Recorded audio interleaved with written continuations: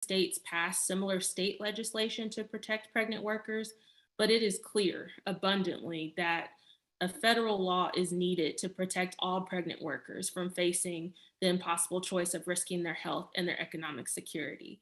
And so I do want to turn it back to Clark to just explain some of the insights that we've shared on this report.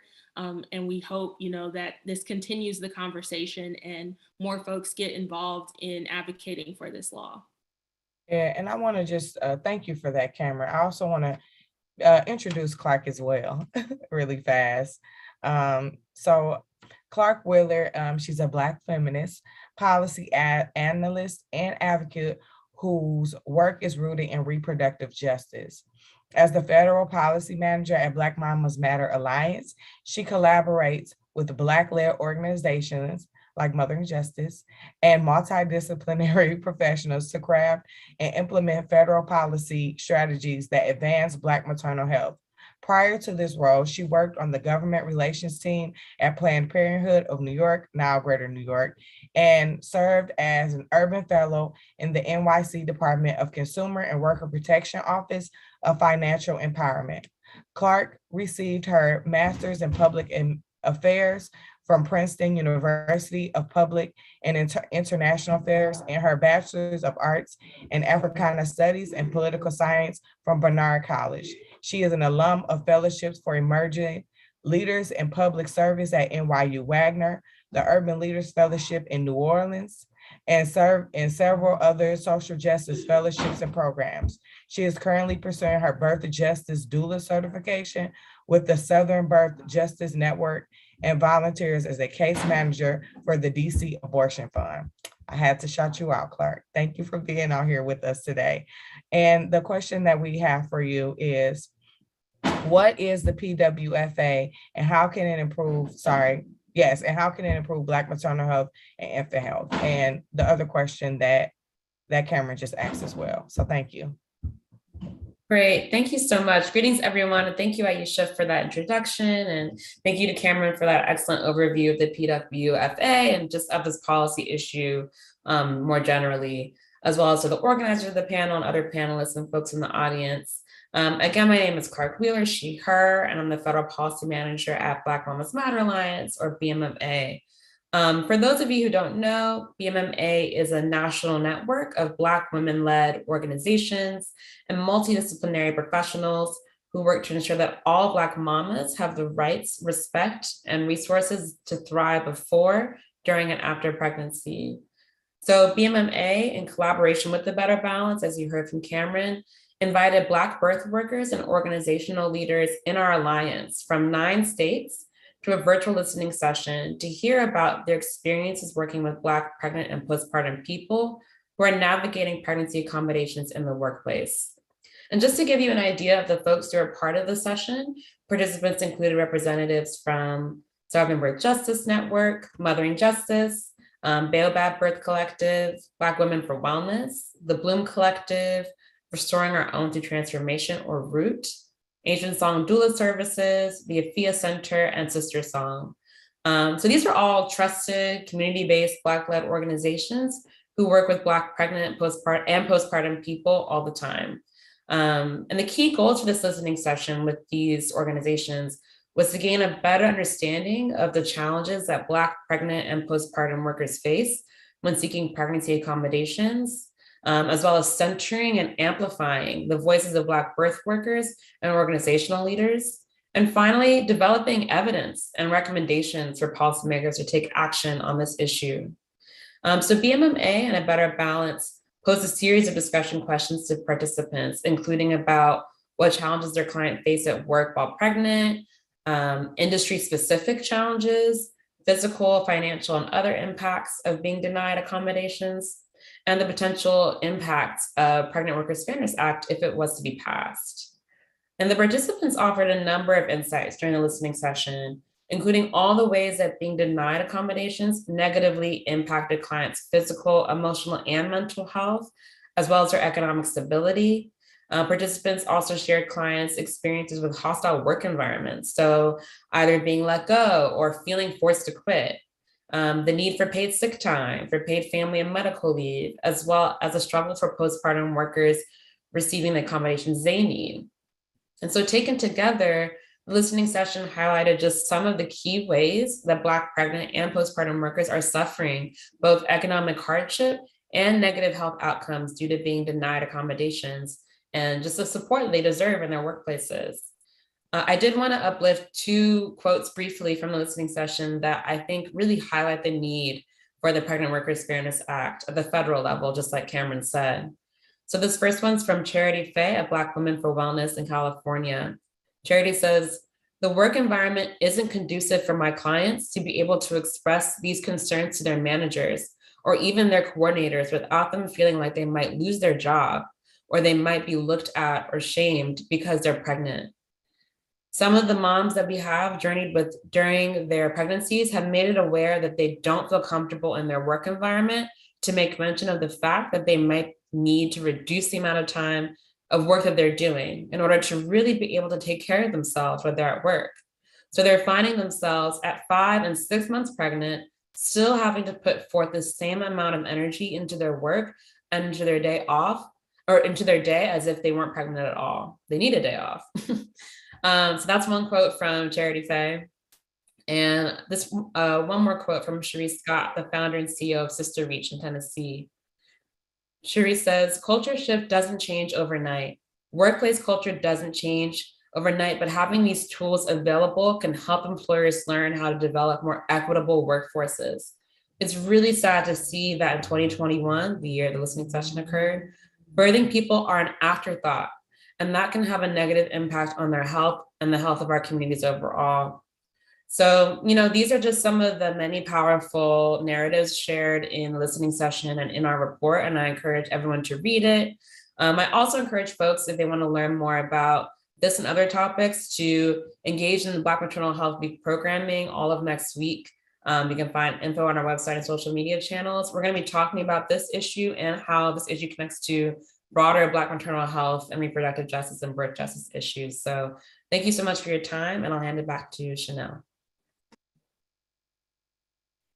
And before we pass, thank you so much, Clark, for sharing that information with us. I want to just bring back Cameron, Clark, and Nkenge to see if there were any questions that we received while we were sharing that information at the beginning of the show. Do we have any questions that folks want to ask that are tuning in with us right now that we didn't cover, or just if you want more information about? All right. At this time, we don't have any questions, but if anybody, as you go throughout the show and you think of something that we haven't talked about as we continue this conversation, please feel free to drop your questions in the chat and we will read them and try to answer them as best as we can. And so now I'll pass it to my co-host, Chanel. Hey, I'm so excited to introduce Miss Vanya Lavelle from the ACLU. Vanya Lavelle is the Senior Legislative Counsel for the American Civil Liberties Union, Washington Legislative Office, and serves as the organization's primary advocate for women's rights and disability rights. Through her work, Lavelle works to protect the rights of women and people with disabilities, expand their choices, and empower them in all aspects of their life. Yes, thank you. Snaps to that. So Vanya, our question for you is, what is the current status of the Pregnant Workers Fairness Act in Congress? We know that there is a bill there, and we would like to know what obstacles we may be facing in preventing it from becoming a law. Great, thanks, Chanel. I'm so glad to be with all of you today and to talk about the Pregnant Workers Fairness Act. I was thinking recently that I've been at the ACLU 15 years. I mean, it's hard to believe, but it's been 15 years. And, I've been working on this bill for 10 of those 15 years. As Cameron mentioned, the bill was introduced in Congress about 10 years ago. And a lot of groups have been working on this bill over the years, trying to educate members of Congress about why it's so important. And we've been asking them to move the bill, to pass the bill. And, for a lot of years, nobody paid us any attention. Folks in the Hill did not prioritize this. But we kept doing the work because we knew this was an issue that Republicans and Democrats could work together on. We knew this issue transcended party and ideology, and we knew that we just had to do the work. And despite how polarized Congress has been in the last few years, we never stopped believing that this bill could move and could pass. And I think that's the story of this bill, is perseverance, right? That we just never gave up. We knew how important this was to the lives of Black mamas and workers across the country, and we just kept pushing. And finally, last year, we had a breakthrough. In May last year, the U.S. House of Representatives passed the Pregnant Workers Fairness Act by a huge bipartisan vote of 315 to 101. And 99 Republicans joined Democrats to vote yes.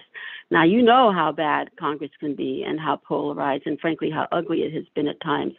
So this was just a really special moment for us, and really demonstrated like what hard work, kind of sustained, never give up kind of work can achieve. Then for the first time ever in August of 2021, just a few months later, the Senate Health, Education, Labor, and Pensions Committee, like that's the committee with jurisdiction over this bill, they took up the bill and passed it again for the first time ever, 19-2. Again, the U.S. Senate is split 50-50, right? Incredibly polarized, but folks came together on this bill and passed it 19-2. So our next big step, and a critical step for the Pregnant Workers Fairness Act, is for it to get to the Senate floor for a vote, giving all 100 senators an opportunity to vote for the bill. And as you know, the way the Senate operates right now, you need 60 votes to pass practically anything. We won't talk about the reconciliation bill, but for the most part, you need 60 votes to pass. The great news is we have those 60 votes. If you look at all of the co-sponsors of the bill and you look at the folks who voted for the bill in the Senate, we have those 60 votes. And I have to say, that's due in large part because, again, of the hard work of so many coalition partners, so many, moms and folks out there who've been calling and emailing. But I also want to lift up some of our congressional champions on the Senate side. So if any of you are from those states, definitely give your senators a shout out. There's Bob Casey of Pennsylvania, Patty Murray of Washington, Bill Cassidy of Louisiana, and Richard Burr of North Carolina. So these two Democrats, these two Republicans have been working really, really hard to keep this bill moving and to overcome, some of the unhelpful things happening in the Senate and that their colleagues might be doing or saying. I also want to lift up the members of the Congressional Black Caucus, particularly the women of the CBC. They have been behind us since day one and working hard to lift up this bill and talking about the impact this bill will have on, Black mamas and, all pregnant workers. So, the CBC and Representative Nadler of New York and Bobby Scott of Virginia, like these folks have been fighting for us these last couple of years to get us to where we are. So now that's all good news, right? The bad news is you can't take anything for granted in the U.S. Senate. We've got our 60 votes, but it's not a done deal. We need more senators, particularly Republicans, to join as co-sponsors of the bill. We need the leadership of the Senate, so Schumer and McConnell, to make time for the bill and bring it to the floor, because you got to carve out some time for it. We need the women of the Senate to speak up and prioritize Black mamas and other pregnant workers, and to say to their colleagues, it's time to pass PWFA. So, once the Senate passes the bill, it's going to go back to the House for a really quick up or down vote, and then it's going to go to President Biden. And I know we can get there, and I know that later on Tina's going to talk to us about what are the things we need to do to achieve all of that. but we're close. We're closer than we've ever been. And I know we can get it. It's not going to be easy, even though we're close. It's those last couple of yards that are always the hardest. But I know we can get it done with your help, and all of the amazing groups have been working with all of us for the last 10 years. So that's it from me. I'm going to pass it back to Chanel. Thank you so much, Vanya, for all of your hard work. And thank you for lifting up those other people, folks, and orgs who have been collectively doing the work on this act. Thank you. Next, we're going to have Josie speak. So let me tell you a little bit about Josie. Josie is from Family Values at Work, and she is the executive director there. Born in Malawi, Josephine Calipini, I hope I said that right, has seen inequities in one of the poorest countries in the world and one of the richest. As a social worker, she saw firsthand the systematic challenges families experience. As a result, she's committed to transforming systems and policies, including dismantling racism and toxic narratives of individualism, scarcity, and the deserving. Inspired by her mom, Josephine is also committed to fighting the devaluation of care and caregiving. She leads with the belief that those most impacted by the problems are closest to the solutions, and has worked in policy, advocacy, organizing, and strategy development for 2 decades, centering those most marginalized, because that's how we'll get to an economy that works for all of us. She holds a bachelor's in sociology and political science and a master's in social justice and community development. She is the connector that catches a vision and executes it. Her life banners are joy and truth, centered in prayer and fasting. She is loved by her mother, is the oldest of 6 and a novice gardener, and enjoys a glass of wine with friends. Come on, Josie. Yes. Come on, Josie. Everything. Shout out to the social workers. My mama and my sister are social workers, so I have a special love for you guys. My question, or our question for Josie, is what other policies do we need? And what is the importance of the Pregnancy Workers Fairness Act in relation to Black mamas and families? So how can we continue to center the experiences of Black mamas and families to build for liberation in today's society? Well, thank you first for having me on. I am a crazy fangirl of Mothering Justice. My family is also in Illinois, so I am a Midwest girl looking at Michigan and all the surrounding states with a lot of joy and pride. As you said, my name is Josie Calipeni. I'm the executive director of Family Values at Work. We are a powerhouse of state anchor organizations, forming a network to really push economic equity for all of our families and all of our communities, but really centering the needs of communities of color. And it is such a joy to do this work in partnership with groups like Mothering Justice. So I'm so happy to be here today to talk about this. I should also admit that I am not a mama, but I have kids in my life that I care for very much. And I have caregivers, Black mamas and Black dads in my life that I watch struggle with childcare and the things that they need to live and thrive in this world. So I see it, even if it's one step removed. And as a caregiver myself, I know the importance of this issue. I think one of the important things that I really want to highlight is that we know that the issues that pregnant workers face do not happen in a vacuum. And while the Pregnant Workers Fairness Act will go a long way to ensuring protections, it's just one of many policies that we know that we need to ensure Black mamas and families are able to thrive. So we need a suite of policies and benefits that states can move and that the federal government can move. We need paid family leave, affordable childcare, home and community-based services, increased wages, and so much more.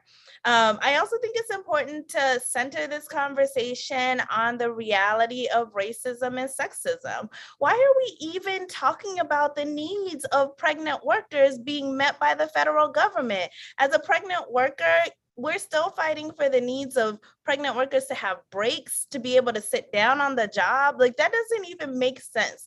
But the reality is, these are the lingering legacies of slavery that have long undervalued the work and humanity of Black people, especially Black women, and especially caregivers.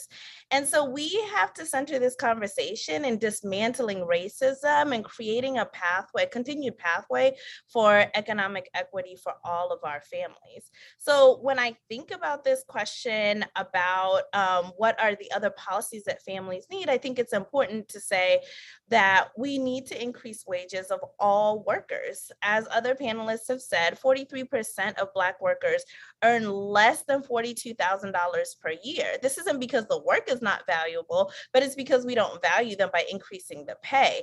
And this is all while Black workers have the highest level of labor participation, as was shared by a previous panelist. And we know that research shows that 84% of Black mothers are their household breadwinners. So when you take the fact that many Black mothers are the household breadwinners, and that 43% of Black workers earn less than $42,000 a year, then you have to afford housing, you have to afford gas and transportation, you have to afford getting to work, you have to afford childcare. We know that the math doesn't add up at the level of current wages. So we need to increase wages. And we need to ensure that all of our Black mamas and all of our Black workers, in addition to workforce protections, also have affordable childcare. We know that the math doesn't add up. We know that in many states, the cost of childcare is the equivalent of the cost of in-state tuition, and families just can't afford that. So we need Congress and we need states to really take legislative action to make childcare more affordable. The other thing that I will note is that many families utilize home and community-based services, whether it's because the caregiver and the parent themselves need home and community-based services, whether it's because a child needs home and community-based services, or whether you're like many of us who are sandwich generation caregivers, meaning you're caring for someone in a generation younger than you and a generation older than you. The need for home and community-based services are adding additional strains to many Black mamas and to many caregivers in our country. And I would be remiss if I didn't raise the need for paid leave. As the other panelists have discussed, pregnant workers are often forced to take unpaid leave, use their limited vacation time, or are laid off for simply requesting that their pregnancy needs be accommodated in the workplace.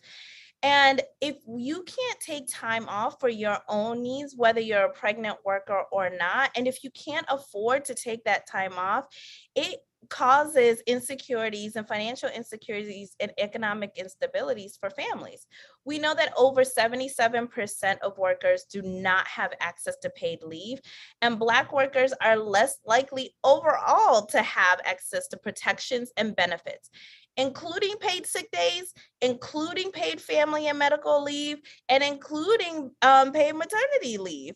So we know that paid family and medical leave is important for Black mamas and for pregnant workers. And even after maternity leave has expired, we know that kids get sick. We know that parents get sick. So we have to think about the life cycle of parents and of kids, and we need paid family and medical leave as a result. I would be remiss if I don't say that we can win all of the policy we need, but we also have to really think about our world differently. And we have to reposture ourselves in the way we think about the needs of workers, the needs of women, the needs of Black communities. We've done so much with so little for so long, and we know we need more. We can't be satisfied or complacent. It's important for us to take action. It's important for us to continue to center communities of color and especially Black mamas, in demanding what it is we need. It's not enough to continue to do so much with so little, when we know actually that our state governments and our federal governments can offer more to really create a pathway to economic security for Black families. It isn't a failing on the individual. It isn't a failing on the family level. We need to change systemic inequities, and we need to really change the way we see and value care and caregiving. And we need to see the way we value families beyond just pregnant workers and beyond just giving birth. When I think about centering our communities, I know that the people closest to the problems are often also closest to the solutions. So when we're talking about solutions, when we're talking about taking action, when we're talking about talking to your state elected officials and your congressional elected officials, we know we have to center our experiences and share those experiences, because we know what's not working and we know what needs to change in order for things to work. And we have to change this narrative that we can't afford it. The reality is we can afford all of these social safety nets that we need, that I like to call a common standard quality of life for all of us. It's not that we can't afford it. We can afford it. We've seen states and federal governments rise to the occasion in the pandemic and offer paid leave, offer protections for workers, offer remote work, offer increased wages and supplemental wages. So we know we can do it. What we can't afford is what we've been doing. And what we can't afford is to do nothing. And what we can't afford is to burn out Black mamas and Black caregivers. And lastly, kids don't stay little forever. So when I think about additional benefits and additional policies that we need, we have to think about kids beyond the belly and beyond them being young kids. So we have to think about the full life cycle of our humanity and demand what it is that our families need. Period, Josie. Okay. I'm sorry, all these Black women just got me in my feelings. Also, I have to say, this is the second all Black panel I've ever been on in my whole work career. So mothering It's my first. It's my first. My first was a few years ago, was like 4 or 5 years ago. So this is only my second. Girl, I am thrilled to death. I cannot even begin to tell you. We should just do this once a month. It's a good day to be a Black woman all around. That's right. Snaps to all of us. Look, come on now. Snaps up. This is the day. Black women, and we're Black women, Black women. Yes.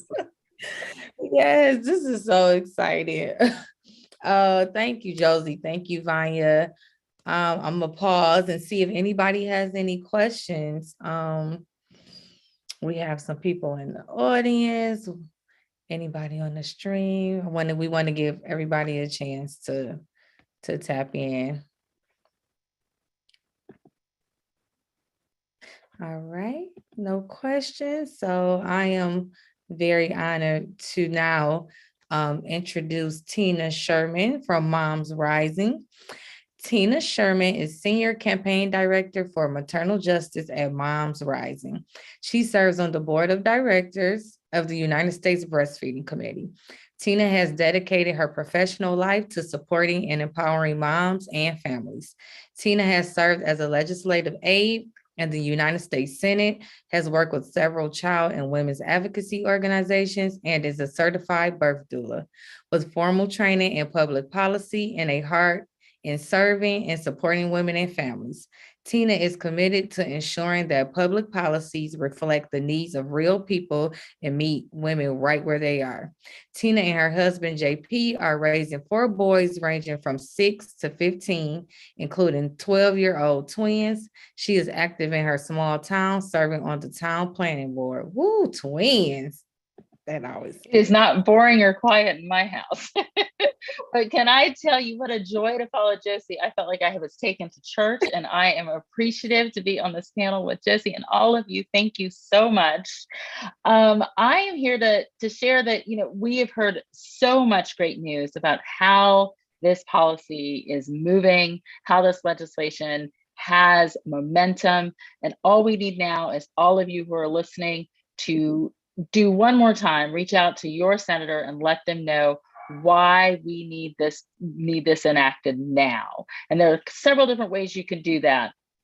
So the first way I want to share with you is really quick text, and everyone's got their cell phone handy. So text PWFA, that's Pregnant Workers Fairness Act, PWFA to 747464. Again, text PWFA to 747464 and ask your senators to co-sponsor and pass the Pregnant Workers Fairness Act. That is one way that you can get involved right now. Another way we're going to drop in the chat for you is, one of the things at Moms Rising that we really believe strongly in is the power of stories and the power of what real families are facing right now. And so if you have a moment and could write a letter to the editor, to your newspaper, Moms Rising tries to make it really easy. We have a tool all set up. We're going to drop the drop the link in the chat.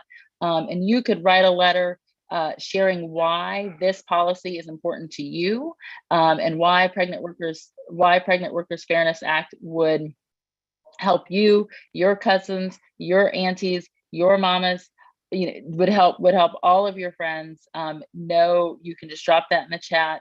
Let our members of Congress know what it was like to have a policy in your workplace, or what it was like when you didn't have a policy in your workplace, and what a challenge that was. And really just share your own personal experience about why the Pregnant Workers Fairness Act needs to be enacted into law. So we hope that as you've listened to this amazing panel tonight, that you'll take just a few moments to reach out to your senator and let them know why we want them to co-sponsor and pass the bill. And with that, I will pass it back to you. Thank you so much, Tina. Thank you. I cannot stop smiling, okay? I already smile all the time, but this is a different kind of joy that I have tonight. Thank you all so much. Y'all heard Tina's call to action now. I got my phone out and I text, so I'm ready. And she just dropped some more information in the chat for us. I cannot get off the call without lifting up the fact that next week is Black Maternal Health Week. We want to make sure we are supporting the Black Mamas Matter Alliance. Thank them so much for coining this week for us. This is the 5th year, so we are celebrating. And we appreciate all the work and all the respective orgs who have been partnering with them as well, including our own. So we want to support the work next week, support other orgs, activities, events that they have going on. As a doula myself, I know I'm going to be hopping on lives all next week to show my love for everybody. This was so beautiful. This was so good. We honor everybody on the panel. Aisha, you have any closing remarks? Yeah, just wanted to thank Josie. She had to drop off, but just really appreciate her being here tonight as well. And Ken Gay sticking it through, even though she lost her voice. Really appreciate you for that. And just everybody who is watching it now or will watch it later. We appreciate your support. And definitely, we just want to continue to uplift what we've been talking about. You heard the call to action. You heard everything that was said tonight, and why this piece of legislation is just so crucial. We need Pregnant Workers Fairness Act, right? Today, not yesterday, like we need it right now. And then just echoing everything that Josie said. I mean, Josie is a phenomenal speaker. She's a powerhouse, and we need all the things. We need paid family leave. We need affordable childcare. We need home-based care services. We need all of it, right? And again, we didn't need it yesterday. We need it right now. We need it going forward, right? And so just, again, want to send so much gratitude to this panelist. These ladies were amazing over the past few weeks where we were planning this, and it was, it was just a lot of love and a lot of support. And I just want to say thank you to everyone. And get involved. Any of these organizations that you see here today, Mother and Justice, the ACLU, A Better Balance, Moms Rising, just a Black Mama Matters Alliance. Just continue to reach out to these organizations and see how you can volunteer and support the issues that we are working on to change policy around in our communities in different states. This is a national panel, folks all over the country here today on one common thing, and we understand that this just needs to happen. And the last thing is, if you're listening and you're watching, you're like, you know what, I got something to say too. Right? You can definitely join any of these organizations and have conversations with us. You can have a mama's conversation with Mother and Justice. You can have a community conversation with us. We are not organizations that are detached from the community. We are involved with the community. We want to hear from the community. So please reach out to the organizations that are on these panels today, and so that you can get involved with us. And again, just a beautiful day for Black women. And just want to lift that up one more time. And I just thank you all for being here today. And that's all. Peace, everybody. Thank you, Aisha. Thank you, Chanel. Thank you. Thank you all. Thank you. Yes, thank you all.